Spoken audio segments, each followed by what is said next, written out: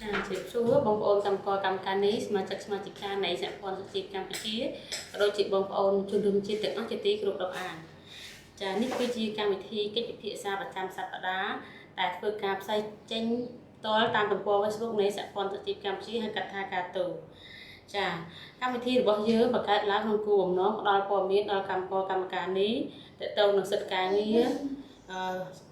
គោលនយោបាយសកម្មភាពរបស់សហព័ន្ធអាជីវកម្ពុជាក៏ដូចជាព្រឹត្តិការណ៍សង្គមនានាដែលពាក់ព័ន្ធនឹងការងារហើយជាពិសេសគឺយើងផ្ដល់ព័ត៌មានទាក់ទងនឹងស្ថានភាពទូទៅរបស់កម្មករនិយោជិតក៏ដូចជាផ្ដល់នឹងចែករំលែកនៅចំណេះដឹងថ្មីដល់បងប្អូនកម្មករយើងផងដែរចាហើយនៅក្នុង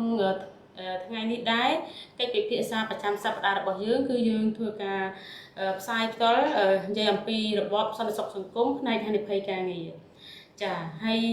កម្មវិធីរបស់យើងគឺតែងតែធ្វើផ្សាយជាទៀងទាត់ជារៀងរាល់ថ្ងៃអាទិត្យនិងថ្ងៃសុក្រប៉ុន្តែសូមអធិស្ឋានផងដែរដោយសារថ្ងៃនេះយើងមានបញ្ហាបច្ចេកទេសទើបធ្វើឲ្យការ live របស់យើងគឺបានបដូរមកផ្សាយនៅក្នុងម៉ោងនេះវិញចាហើយនៅក្នុងថ្ងៃនេះដែរដៃគូនៅក្នុងកិច្ចពិភាក្សារបស់យើងគឺលោកស្រីវណ្ណណាលោកស្រីគឺជាអនុប្រធានសហជីពកម្ពុជាប្រចាំនៅរោងចក្រជីដាចាអញ្ចឹងដើម្បីឲ្យការ live បានទៅដល់បងប្អូនច្រើនគ្នាសូមបងប្អូនកុំភ្លេចចុច share ក៏ដូចជាចែករំលែកវីដេអូនេះម្នាក់មួយផងដែរចាអញ្ចឹងដើម្បីកុំឲ្យយើងខាត់ពេលយូរយើងមើលជួបជាមួយនឹង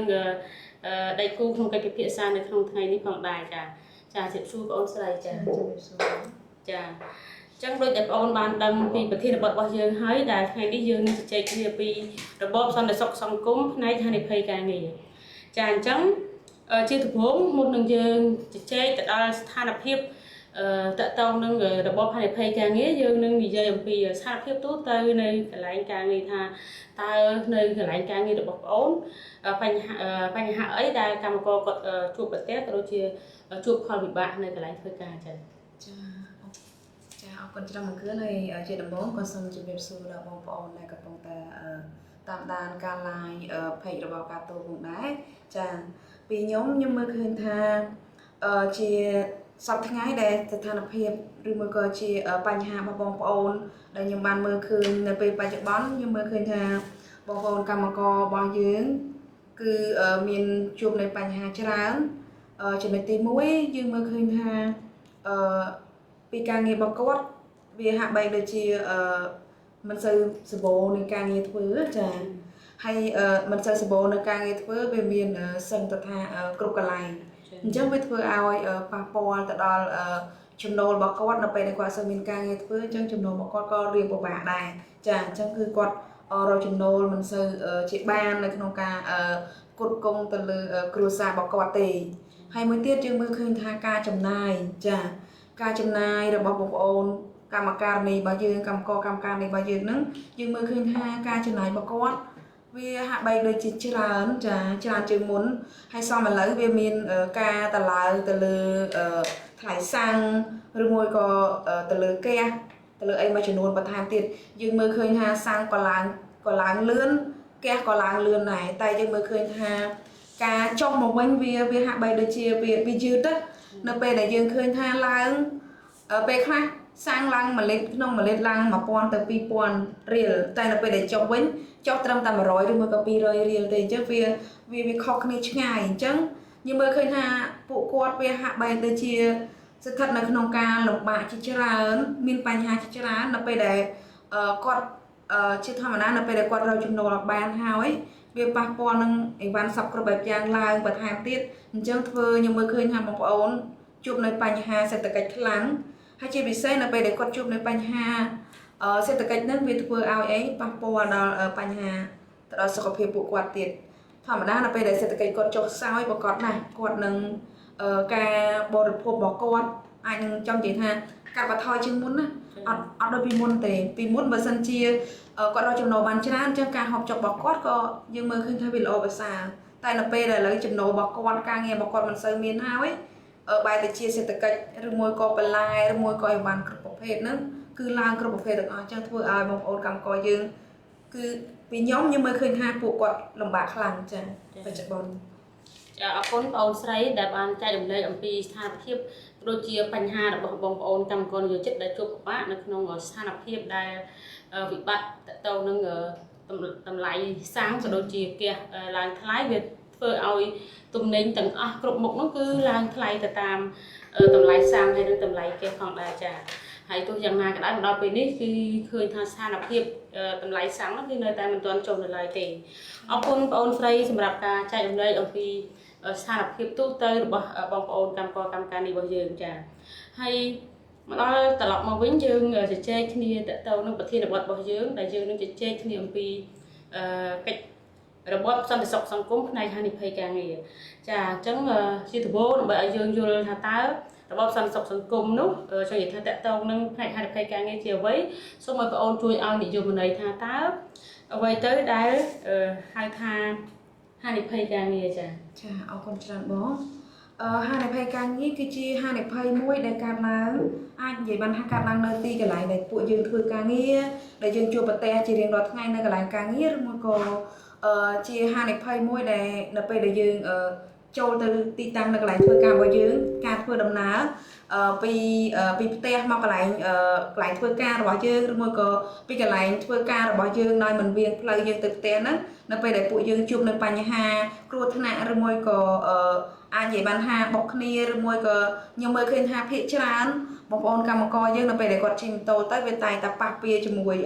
មានឆ្កែមានអីរត់ចូលម៉ូតូរត់ចូលអីហ្នឹងហើយដែលយើងមើលឃើញថាអាហ្នឹងហើយគឺជាហានិភ័យសម្រាប់ការងារទៅលើបងប្អូនកម្មការនេះដែលគាត់ធ្វើការនៅក្នុងរោងចក្រផងដែរចាអរគុណសម្រាប់និយមន័យដែលបងអូនបានលើកឡើងតទៅនឹងផ្នែកហានិភ័យការងារអញ្ចឹងមកដល់កន្លែងនេះចង់ឲ្យបងអូនលម្អិតបន្ថែមទៀតថាតើគ្រោះថ្នាក់ប្រភេទណាខ្លះឬក៏បញ្ហាណាខ្លះដែលយើងរាប់បញ្ចូលថាវាជាគ្រោះថ្នាក់ការងារចាគ្រោះថ្នាក់ការងារអាចនិយាយបានថានៅកន្លែងធ្វើការងារយើងអាចមុតដៃឬមួយក៏មុតជើងឬមួយក៏យើងអាចចង់និយាយថាទោះបីជាយើងទៅបន្ទប់ទឹកយើងដួលអីហ្នឹងក៏អាចហៅថាគ្រោះថ្នាក់ការងារបានដែរចាហើយមួយទៀតអាចនិយាយពាក់ព័ន្ធរឿងទៅលើបងប្អូនដែលគាត់ធ្វើការនៅកន្លែងដែលមានសារធាតុគីមីចានៅពេលដែលគាត់ធ្វើការងារនឹងយូរទៅវាប៉ះពាល់ដល់សុខភាពរបស់គាត់ឧទាហរណ៍ថាពាក់ព័ន្ធដល់ជំងឺរបស់គាត់វាប៉ះពាល់ដល់សួនប៉ះពាល់ដល់អីវាធ្វើឲ្យគាត់ពិបាកនៅក្នុងការដកដង្ហើមហើយអញ្ចឹងគាត់បានទៅពេទ្យហើយពេទ្យអាចវិនិច្ឆ័យមកថាឥឡូវគាត់ឈឺដោយសារតែគាត់ធ្វើការងារជារៀងរាល់ថ្ងៃហ្នឹងអាហ្នឹងហើយដែលគេហៅថាក៏អាចនិយាយថាអាហ្នឹងគឺជាគ្រោះថ្នាក់ការងារដែរដែលគេហៅថាជាជំងឺវិជ្ជាជីវៈអញ្ចឹងជំងឺវិជ្ជាជីវៈហ្នឹងក៏ចូលនៅក្នុងគ្រោះថ្នាក់ការងារដូចគ្នាផងដែរចា៎អរគុណច្រើនបងអូនស្រីពិតជាច្បាស់លាស់មែនទែនតើទៅនឹងប្រភេទនៃគ្រោះថ្នាក់ការងារដែលបងអូនស្រីបានចែករំលែកចា៎ចឹងហមายថាគ្រោះថ្នាក់ការងារមិនមែនតែតកតងទៅលើការធ្វើដំណើរពីផ្ទះទៅកន្លែងធ្វើការឬក៏ពីកន្លែងធ្វើការទៅផ្ទះទេចង់និយាយថាគឺសំបីតែនៅកន្លែងធ្វើការងារដែលកើតឡើងតទៅនឹងការមុតដៃឬក៏ធ្លាក់អីពីលើមកសង្កត់កម្មករឬក៏ល្អិតរួនក្នុងបន្ទប់ទឹកអ្វីដែលសំខាន់ទៀតនោះបងបានចែករំលែកថាសំបីតែជំងឺវិជ្ជាជីវៈដែលកើតឡើងដោយសារតែការងារដែលបងលើកឡើងថាកម្មករដែលគាត់ធ្វើការងារនៅកន្លែងដែលមានសារធាតុគីមីហ្នឹងគឺគេអាចចាត់ទុកថាជាគ្រោះថ្នាក់ការងារដែរចាអញ្ចឹងឲ្យបងប្អូនយើងទាំងអស់គ្នាស្វែងយល់ហើយក៏ដូចជាដឹងថាតើគ្រោះថ្នាក់ការងារមានលក្ខណៈយ៉ាងណាខ្លះដែរចាហើយត្រឡប់មកវិញនៅចំណុចនេះយើងបកទៅជជែកគ្នាដដែលតទៅនឹងគ្រោះថ្នាក់ចាថានៅពេលដែលមានគ្រោះថ្នាក់កើតឡើងតើកម្មករនិយោជិតគាត់ត្រូវរាយការណ៍ទៅអ្នកណាខ្លះហើយតទៅនឹងរយៈពេលរាយការណ៍ហ្នឹងតើគេមានកំណត់ពេលអត់នេះសូមឲ្យបងអូនជួយចែករំលែកចំណុចនេះផងដែរចាអរគុណច្រើនបងស្រីសម្រាប់ការក្នុងការជួលដំណឹងនៅពេលដែលពួកយើងទទួលនៅគ្រោះថ្នាក់ការងារអញ្ចឹងនៅពេលដែលយើងគ្រោះថ្នាក់ការងារការជួលដំណឹងគេឲ្យពេលយើង48ម៉ោងនៅក្នុងការជួលដំណឹងអញ្ចឹងយើងជួលដំណឹងយើងអាចជួលដំណឹងទៅបានទីមួយយើងអាចជួលដំណឹងតាក់ទងទៅជាមួយនឹងក្រុមហ៊ុនឬមួយក៏ប្រធានក្រុមប្រធានផ្នែកដែលយើងអាចតាក់ទងទៅបានឲ្យគាត់ជួលដំណឹងទៅក្រុមហ៊ុនថាឥឡូវក្នុងនាមយើងជាកូនចៅយើងនៅក្នុងក្រុមណាយើងឈ្មោះអីអញ្ចឹងយើងប្រាប់ទៅគេថាឥឡូវយើងបាន គ្រោះថ្នាក់នៅទីតាំងនេះដែលមូលហេតុអីអញ្ចឹងទី1យើងអាចជួលដំណឹងទៅកាន់ក្រុមហ៊ុនឬមួយក៏ប្រធានក្រុមប្រធានផ្នែកដែលគាត់ធ្វើការងារជាមួយហើយមួយទៀតគាត់ក៏អាចកម្មការនេះក៏អាចជួលដំណឹងទៅខាងបសសបានដែរយើងអាចនៅពេលដែលយើងគ្រោះថ្នាក់បើសិនជាយើងអត់ចាំអីយើងគួរតែចាំលេខរបស់បសសលេខទូរស័ព្ទ1286ចាអញ្ចឹងយើងអាចតាក់ទងទៅ1286ដើម្បីជួលដំណឹងយើងប្រាប់ពីឈ្មោះឬមួយក៏ទីកន្លែងរបស់យើងពីបញ្ហាដែលយើងគ្រោះថ្នាក់ទៅកាន់ទៅកាន់បសស1286ហ្នឹងក៏បានដែរហើយមួយទៀតយើងមើលឃើញថាភាគច្រើនបងប្អូនកម្មករយើងពេលខ្លះគាត់រកអីអត់ទាន់ឃើញទេអញ្ចឹងគាត់អាចបើពីខ្ញុំមើលឃើញថានៅកន្លែងធ្វើការរបស់ខ្ញុំភាគច្រើនអ្នកដែលជាសមាជិករបស់កាទូគឺតែងតែជួលដំណឹងមកកាន់សហជីពចាអញ្ចឹងគ្នាយើងក៏អាចបងប្អូនកម្មករទាំងអស់ក៏អាចជួលដំណឹងមកកាន់សហជីពបានដូចគ្នាដែរចាដើម្បីឲ្យសហជីពគាត់អាចដឹងចង់និយាយថាគាត់អាចនឹងដឹងព័ត៌មានច្រើនជាងបងប្អូនអីចឹងទៅគាត់អាចនឹងជួលដំណឹងនឹងទៅក្រុមហ៊ុនឬមួយក៏ជួលដំណឹងនឹងទៅបសសបានអញ្ចឹងមានភាពឲ្យគ្នាយើងទាំងអស់បងប្អូនកម្មករទាំងអស់គាត់ក៏អាចមានភាពងាយស្រួលនៅក្នុងការជួលដំណឹងដែរអញ្ចឹងបើសិនជាយើងអាចនឹកឃើញចំណុចណាមួយនឹកឃើញបើថាយើងមានលេខទូរស័ព្ទក្រុមហ៊ុនឬមួយក៏មានលេខប្រធានយើងអាចជួលដំណឹងទៅប្រធានក៏បានជួលដំណឹងទៅខាងផ្នែករដ្ឋបាលក៏បានឬមួយក៏ជួលដំណឹងទៅខាងផ្នែកបសសក៏បានឬមួយក៏ជួលដំណឹងមកខាងសហជីពក៏បានដែរចាអានោះជាការជួលដំណឹងកុំឲ្យហួសពី48ម៉ោងអញ្ចឹងបើសិនជាករណីដែលយើងជួលដំណឹងឧទាហរណ៍ថាបើសិនជាករណីដែលបងប្អូនកម្មករគាត់កំពុងតែធ្វើដំណើរហើយបើគាត់គ្រោះថ្នាក់ការងារអញ្ចឹងគាត់អាចជួលដំណឹងមកក្រុមហ៊ុនឬមួយក៏ជួលដំណឹងមកពួកខ្ញុំជាសហជីពអញ្ចឹងនឹងមានកដាស់មួយដែលគេហៅថាកដាស់បញ្ជូនពីក្រុមហ៊ុនណាកដាស់ហានិភ័យការងារហ្នឹងគេនឹងបញ្ជូនពីក្រុមហ៊ុនមកដើម្បីឲ្យបងប្អូនកម្មករយើងទៅមន្ទីរពេទ្យឬមួយក៏មិនទាន់មានកដាស់បញ្ជូនហ្នឹងក៏បានដែរអត់បញ្ហាអីឲ្យតែយើងគិតថាឲ្យតែយើងដឹងថាយើងគ្រោះថ្នាក់ការងារយើងអាច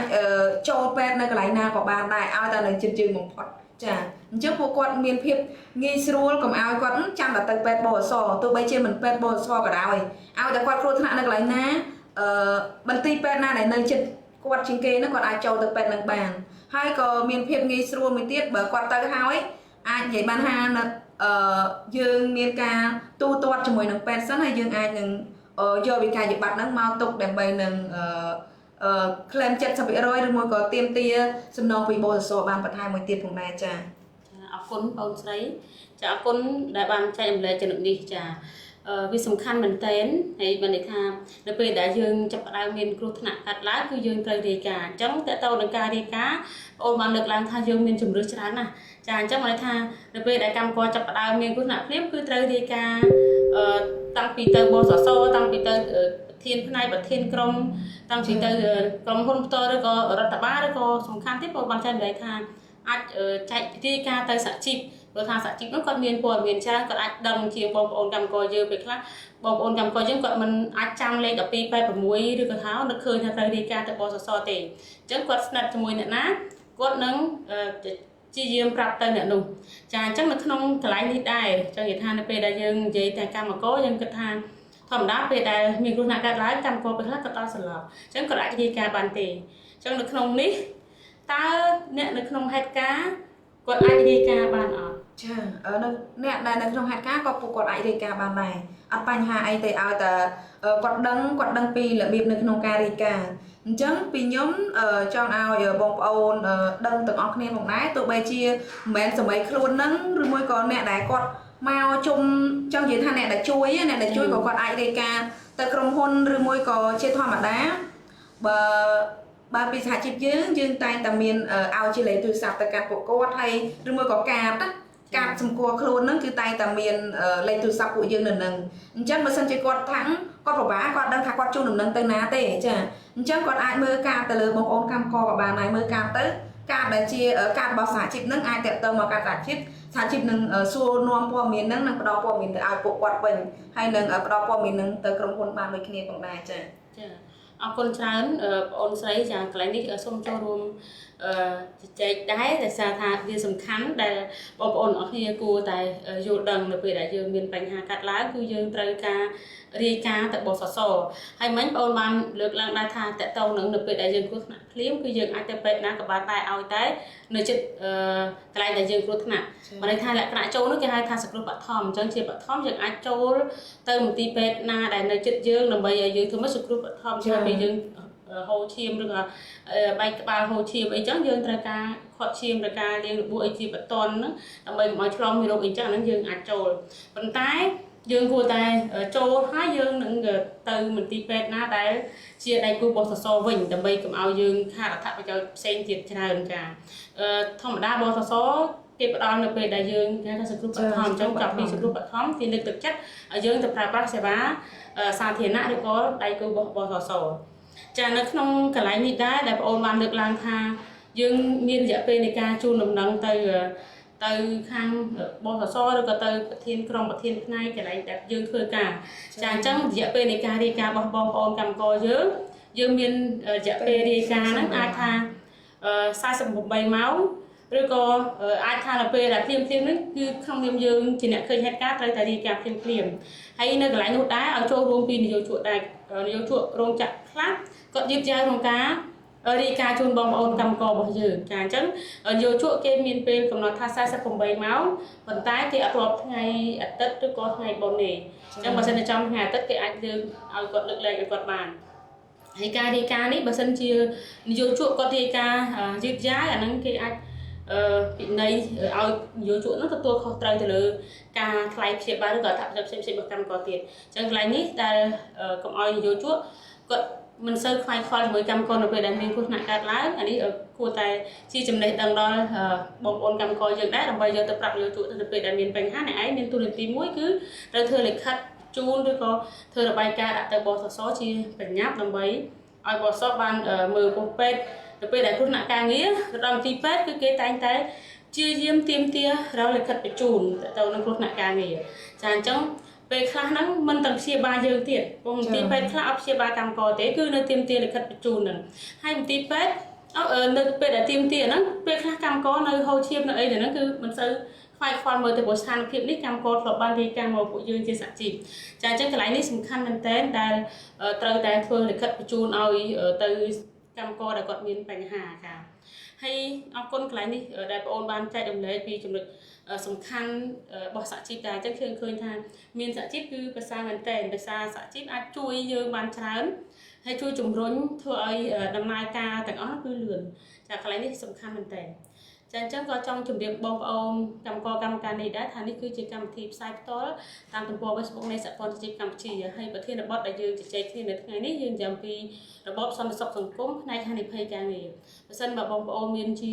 មតិយោបល់ឬក៏មានជាសំណួរបងប្អូនអាច comment នៅប្រអប់ខាងក្រោមបានចាអញ្ចឹងយើងបន្តមកជជែកគ្នាទៀតមិញយើងបានជជែកច្រើនតទៅនឹងការរាយការណ៍នៅពេលដែលយើងជួបគ្រោះថ្នាក់កើតឡើងចាអញ្ចឹងម្ដងនេះមិញក៏បានស្ដាប់បងអូនស្រីបានលើកឡើងថាដែរតទៅនឹងអត្ថប្រយោជន៍ដែលយើងត្រូវទទួលបានណាអញ្ចឹងចង់ឲ្យបងប្អូនឲ្យចង់បងប្អូនលំអិតបន្ថែមទៀតព្រោះមិញយើងដាក់ទៅមួយខ្សែទៅរៀងថាទលាយបន្តិចចឹងណាអញ្ចឹងចង់ឲ្យបងប្អូនជួយចែករំលែកថាតើរបបហានិភ័យការងារនោះបានផ្ដល់អត្ថប្រយោជន៍អីខ្លះហើយដើម្បីទទួលបានអត្ថប្រយោជន៍ទាំងអស់នោះតើកម្មករឬក៏អ្នកដែលមានបញ្ហានោះគាត់ត្រូវធ្វើដូចម្តេចតែកន្លែងនេះបងតន់សំណួរទេចាអរគុណតាមពិតទៅនៅពេលដែលយើងជួបគ្រោះថ្នាក់ការងារអញ្ចឹងដោយបង្កើនឬមួយក៏ខ្ញុំបានបញ្ជាក់មុនអញ្ចឹងថាយើងទៅពេទ្យមួយដែលនៅចិត្តយើងបំផុតហើយយើងនឹងទទួលនៃការសង្គ្រោះបឋមសិននៅពេលដែលយើងសង្គ្រោះបឋមចប់គឺកាតព្វកិច្ចរបស់យើងគឺត្រូវទៅពេទ្យបន្តទៀតដែលជាដៃគូរបស់បសសយើងអាចនៅបន្តនៅក្នុងពេទ្យនឹងដែលមិនមែនជាដៃគូបសសរហូតទេអញ្ចឹងយើងគ្រាន់តែទៅដើម្បីនឹងសង្គ្រោះបឋមយើងសិនឬមួយក៏ខាត់ឈាមឬមួយក៏អីសិនចាហើយនៅពេលដែលចប់ហើយយើងនឹងធ្វើនីតិវិធីបន្តដើម្បីនឹងទៅពេទ្យបន្តទៀតហើយនិយាយពីអត្ថប្រយោជន៍នៅពេលដែលយើងជួបគ្រោះថ្នាក់ការងារនៅពេលដែលគ្រោះថ្នាក់ការងារយើងបានទទួលអត្ថប្រយោជន៍អាចនិយាយបានថាវាខុសពីការថែទាំសុខភាពចាគ្រោះថ្នាក់ការងារនៅពេលដែលគាត់គ្រោះថ្នាក់ការងារតើគាត់ទៅព្យាបាលនៅមន្ទីរពេទ្យចំណាយពេលវេលាយូរឬមួយក៏ឆាប់ចង់និយាយថាតាមអ្វីដែលពេទ្យគាត់ចេញអស់នងថ្នាំឬមួយក៏ការបញ្ជាក់បញ្ជានៅក្នុងការឲ្យគាត់ជប់សម្រាក តែគាត់ថាករណីនៅក្នុងការ claim លុយបានលោកតាតែគាត់ចាប់ពី2ថ្ងៃឡើងទៅគាត់នឹងទទួលបាននៅអត្ថប្រយោជន៍70%ពីបរិសរហើយវាខុសពីនៅពេលដែលថែទាំសុខភាពបើថែទាំសុខភាពលោកតាតែករណីគាត់ឈឺគាត់ប្រើសេវានឹងរហូតទៅដល់តា8ថ្ងៃជាប់គ្នាឡើងទៅ9ថ្ងៃដោយមិនដាច់ថ្ងៃអាហ្នឹងបានគាត់ claim 70%បានតែបើលក្ខណៈគ្រោះថ្នាក់ការងារគឺអត់ទេចាគឺតែ2ថ្ងៃទាំងអស់គ្នាអាច claim 70%ពីបរិសរបានហើយពីបញ្ហាមួយទៀតនៅពេលដែលយើងគ្រោះថ្នាក់ការងារអ្នកណាគេក៏អត់ចង់ជួបដែរចាអត់មានអ្នកណាគេចង់ជួបអ្នកណាអ្នកដែលគ្រោះថ្នាក់ការងារប៉ះពាល់ទៅដល់អាយុជីវិតបន្ថែមទៀតអញ្ចឹងគ្មានអ្នកណាគេម្នាក់ដែលចង់ជួបទេតែដោយសារតែជើងមើលអត់ឃើញចាតែនៅពេលដែលបានអត្ថប្រយោជន៍ពីបរិសរអាចនិយាយបានថាបើសិនជាករណីដែលគាត់គ្រោះថ្នាក់ការងារគាត់នឹងបានវិភាគបូជាសព10លានវាខុសពីថែទាំសុខភាពបើថែទាំសុខភាពគាត់អាចបានវិភាគបូជាសពតែ2លានទេតែបើសិនជាគាត់គ្រោះថ្នាក់ការងារគាត់អាចបានវិភាគបូជាសព10លានហើយបើគាត់គ្រោះថ្នាក់ការងារបើសិនជាអ្នកដែលនៅក្នុងបន្ទប់របស់គាត់ក៏អាចនឹងទទួលអត្ថប្រយោជន៍ពីគ្រោះថ្នាក់ការងារពីគាត់នឹងបានដែរបើសិនជាឧទាហរណ៍ថាគាត់មានកូនតូចដែលនៅកំពុងតែរៀននៅកំពុងតែសិក្សាដែលអត់ទាន់អាយុគាត់អត់ទាន់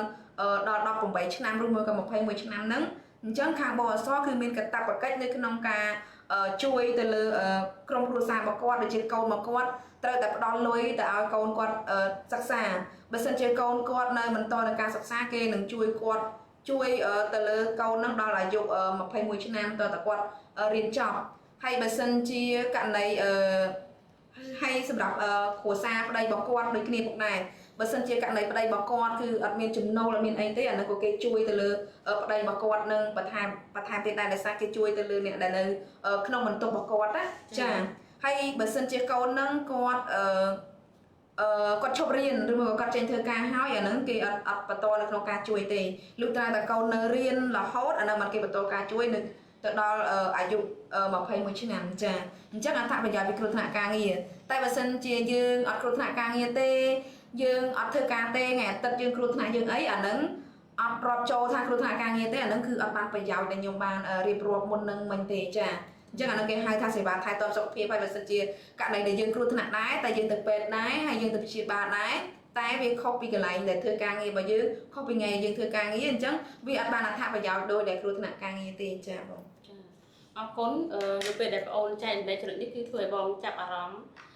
ខ្លាំងតទៅនឹងអត្ថប្រយោជន៍នៅពេលដែលយើងគ្រោះថ្នាក់ការងារចាអញ្ចឹងដូចដែលបងប្អូនបានដឹងពីអត្ថប្រយោជន៍ទាំងអស់នេះហើយតែចង់និយាយថាបងប្អូនត្រូវលើកឡើងថាគ្មានអ្នកណាម្នាក់គេចង់បានអត្ថប្រយោជន៍ពីបសសតទៅនឹងគ្រោះថ្នាក់ការងារទេនៅក្នុងនោះដែរបងចាប់អារម្មណ៍ថានៅពេលដែលយើងមានគ្រោះថ្នាក់ការងារគឺមានការជួយសម្រាប់ក្មេងតកូនរបស់គាត់ទៀតចាអញ្ចឹងនៅក្នុងបងប្អូនបានចែកដែរតទៅនឹងក្មេងជួយអាយុ18ឆ្នាំបើសិនជាគាត់នៅបន្តសិក្សាដល់21ហើយតទៅនឹងកូនគាត់បើសិនជាកូននោះមានពិការភាពឬក៏មានជំងឺរ៉ាំរ៉ៃបើថាបសសនឹងអាចរ៉ាប់រងមកជីវិតរហូតគាត់តែបន្ត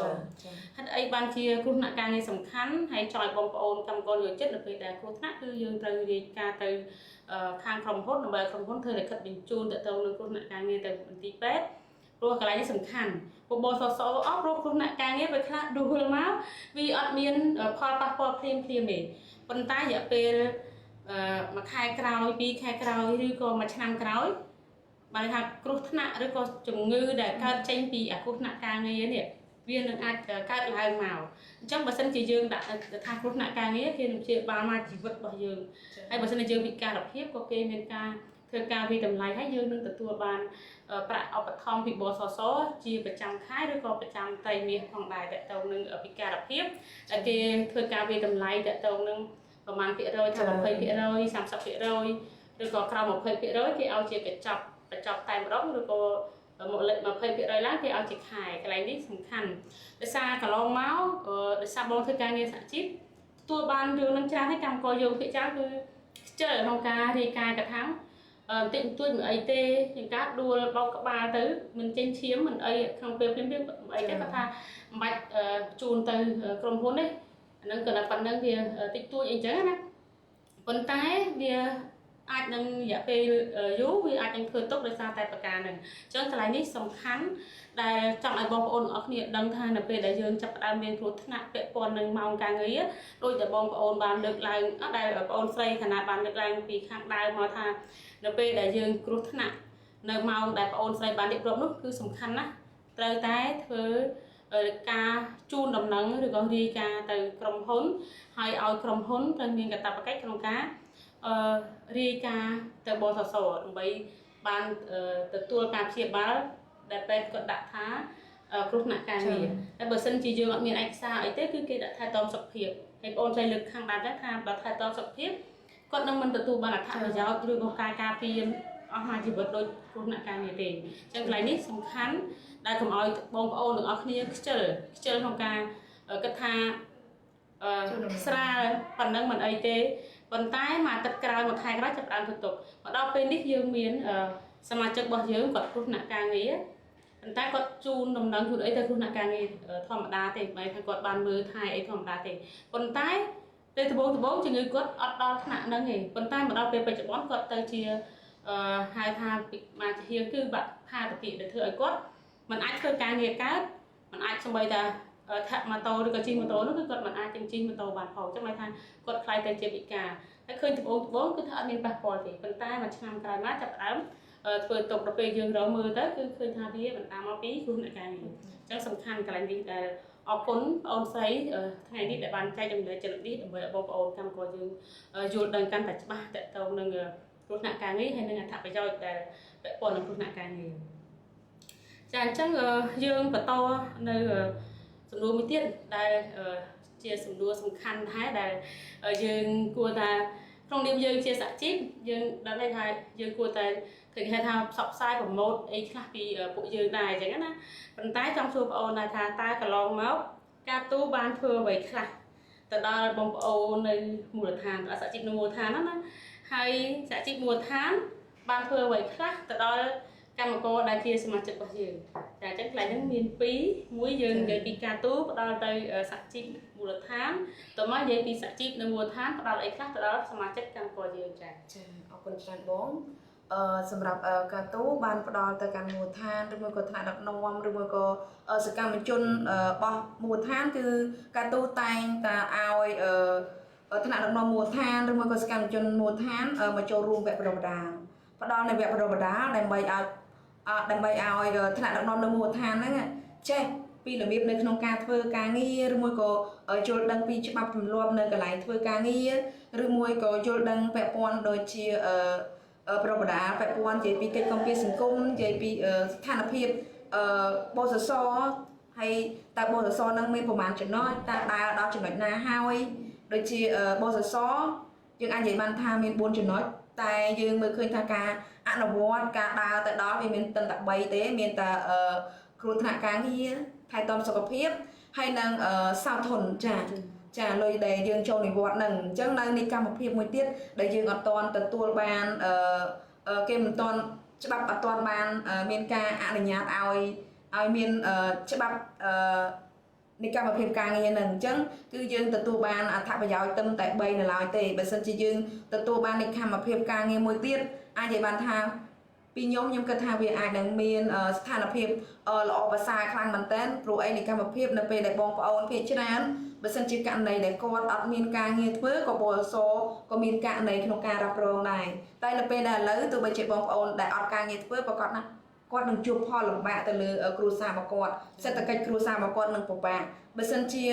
បន្ទុកនឹងគ្រួសាររបស់គាត់រកតែគាត់ម្នាក់ទៀតហើយគាត់អត់មានការងារធ្វើទៀតវាធ្វើឲ្យគាត់លំបាកកាន់តែខ្លាំងបន្ថែមទៀតហើយក៏ធ្វើឲ្យប៉ះពាល់ដល់សេដ្ឋកិច្ចយើងទាំងមូលដែរចាហើយបើនិយាយពីនៅមូលដ្ឋានវិញមូលដ្ឋាននៅពេលដែលថ្នាក់ដឹកនាំមូលដ្ឋានឬមួយក៏សកម្មជនមូលដ្ឋាននៅពេលដែលគាត់បានមកទទួលនៅវគ្គបណ្ដុះបណ្ដាលនៅចំណេះដឹងរបស់ពួកគាត់ពាក់ព័ន្ធរឿងសហជីពឬមួយក៏ពាក់ព័ន្ធរឿងសិទ្ធិពាក់ព័ន្ធរឿងការថែទាំឬមួយក៏ពាក់ព័ន្ធរឿងកិច្ចការពារសង្គមហ្នឹងគឺពួកខ្ញុំបានយកទៅចែករំលែកទៅកាន់បងប្អូនដែលជាសមាជិករបស់កាទូបងប្អូនកម្មករដែលនៅមូលដ្ឋានអាចនិយាយបានថាបណ្ដៅជីតាពួកខ្ញុំបានហៅគាត់មកចូលរួមនៃ វគ្គរៀនសូត្រជាច្រើនបន្ថែមក្នុងដែរដល់ពេលដែលចំណេះដឹងពួកខ្ញុំទទួលបានពីថ្នាក់ជាតិពីកាទូទៅពួកយើងយកទៅចែករំលែកនៅមូលដ្ឋានដូចគ្នាផងដែរអញ្ចឹងអាចនិយាយបានថាពួកគាត់អាចយល់ដឹងពីសិទ្ធិនៅកន្លែងធ្វើការងាររបស់គាត់អាចយល់ដឹងពីរបៀបនៅក្នុងការជូនដំណឹងពាក់ព័ន្ធនៅពេលដែលគាត់គ្រោះថ្នាក់ការងារយើងនិយាយពីបទសរអាចនិយាយមួយទៀតប្រហែលជាខ្ទង់មួយឆ្នាំមុនដែលយើងហៅកម្មករដែលយើងមកបានទទួលវគ្គបណ្ដុះបណ្ដាលពី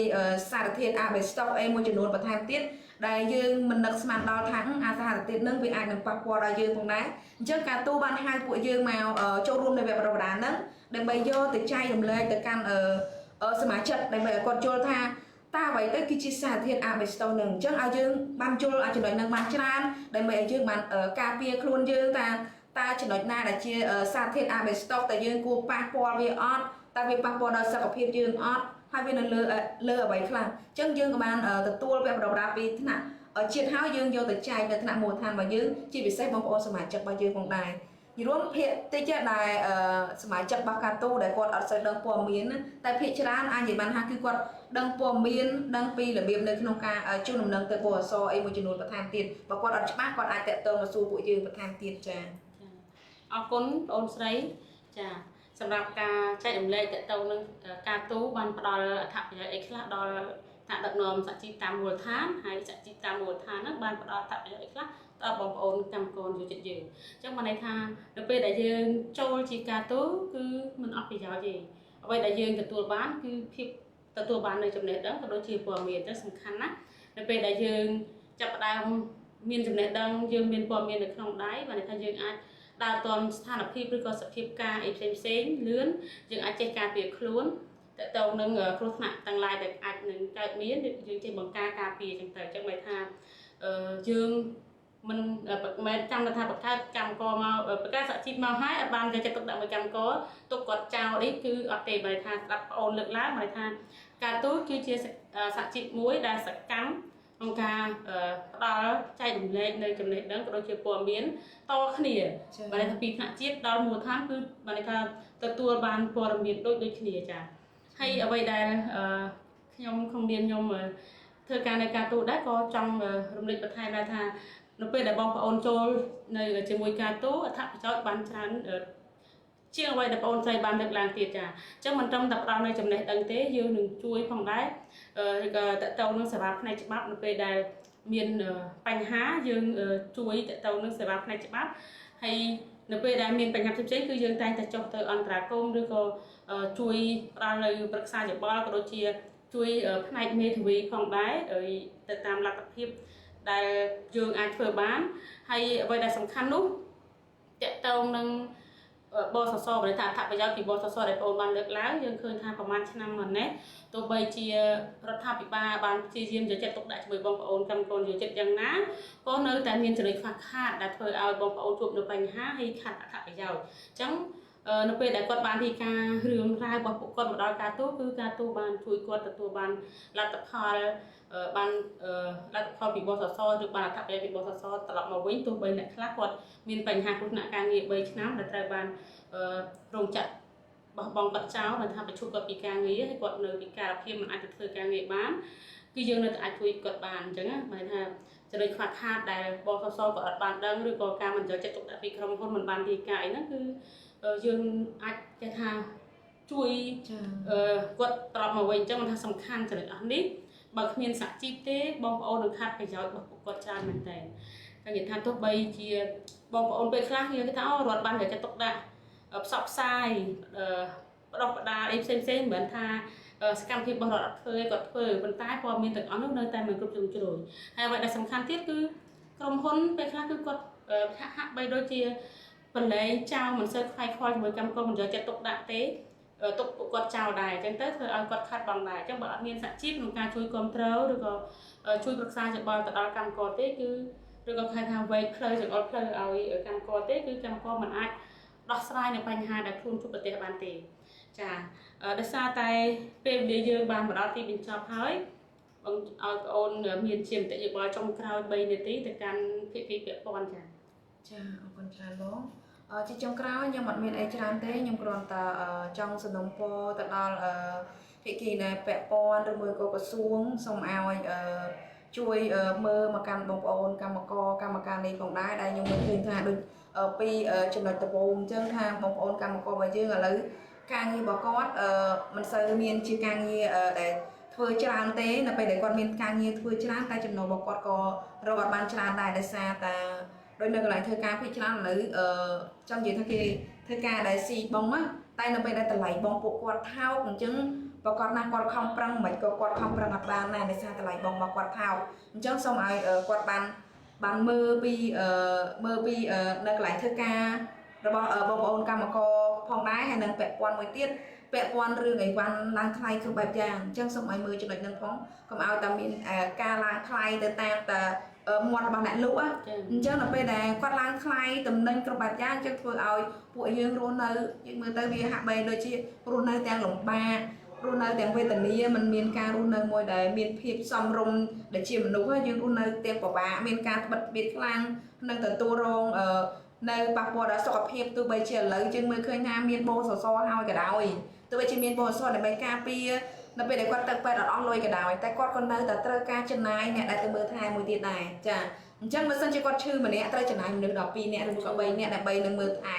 ទៅលើបងប្អូនអ្នកជំងឺម្នាក់អញ្ចឹងទោះបីជាអត់អស់លុយតែអត់អស់លុយទៅមើលជំងឺម្នាក់ហ្នឹងឯងតែអស់លុយនៅក្នុងការហូបចុកឬមួយក៏អស់លុយនៅក្នុងការខាតពេលវេលានៅក្នុងការមនុស្សផ្សេងមួយទៀតមកចំណាយពេលវេលានៅក្នុងការមើលបើសិនជាប្រាក់ចំណូលគាត់នៅតែទាបឬមួយក៏អីវ៉ាន់គាត់នៅតែឡើងថ្លៃខ្ញុំគិតថាបងប្អូនកម្មករយើងរស់នៅដោយពិបាកអញ្ចឹងសំណូមពរឲ្យក្រសួងឬមួយក៏ភាគីដែលពាក់ព័ន្ធសូមជួយមើលរឿងហ្នឹងហើយជួយនៅក្នុងការដោះស្រាយរឿងហ្នឹងឲ្យបងប្អូនកម្មការនៃពួកយើងផងដែរចាខ្ញុំមានតែប៉ុណ្្នឹងអរគុណច្រើនបងស្រីសម្រាប់ការសរុបពោលដ៏មានអត្ថន័យមែនទែនចាទៅដល់ភាគីពាក់ព័ន្ធចាជាចុងក្រោយដោយសារតែពេលវេលាយើងបានដល់ទីបញ្ចប់ហើយអញ្ចឹងក៏សូមអរគុណដល់បងស្រីចាដែលបានចំណាយពេលវេលាដ៏មានតម្លៃក្នុងការចូលរួមនៅក្នុងកិច្ចពិភាក្សានៅថ្ងៃនេះហើយក៏អរគុណដល់បងប្អូនកម្មករកម្មការនេះក៏ដូចជាសមាជិកសមាជិកានៃសហព័ន្ធសហជីពកម្ពុជាក៏ដូចជាបងប្អូនជនរួមជាតិដែលបានតាមដានការ live របស់យើងតាំងពីដើមដល់ចប់ហើយតែងតែគ្រប់គ្រងការផ្សាយផ្ទាល់របស់យើងពីដើមមកចាអញ្ចឹងសូមឲ្យបងប្អូននៅតែបន្តការតាមដានការចែករំលែកនៅ page របស់ការទូដើម្បីជាចំណេះដឹងជាព័ត៌មានដល់កម្មករផ្សេងៗក៏ដូចជាបងប្អូនសាធារណជនផ្សេងៗទៀតដើម្បីគាត់អាចយកទៅប្រើប្រាស់បាននៅក្នុងជីវភាពរស់នៅប្រចាំថ្ងៃរបស់គាត់ផងដែរចាជាចុងក្រោយនេះគឺនាងខ្ញុំពីងគឿនជាអ្នកសម្របសម្រួលកម្មវិធីនិងបងអូនស្រីវណ្ណថាណាសូមអរគុណសូមជម្រាបលា